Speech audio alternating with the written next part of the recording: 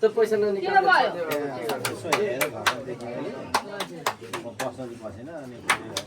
नानीको कलेज थियो जाने भनेर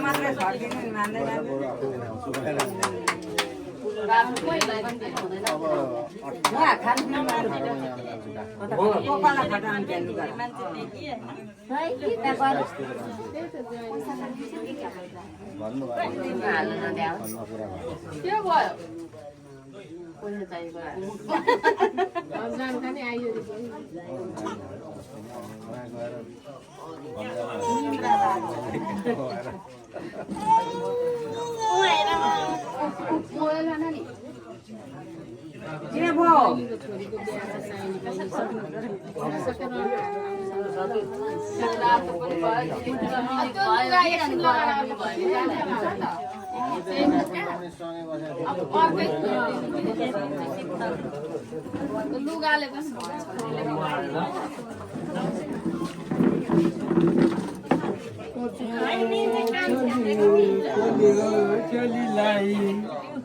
सानो बहिनी यता हेर यता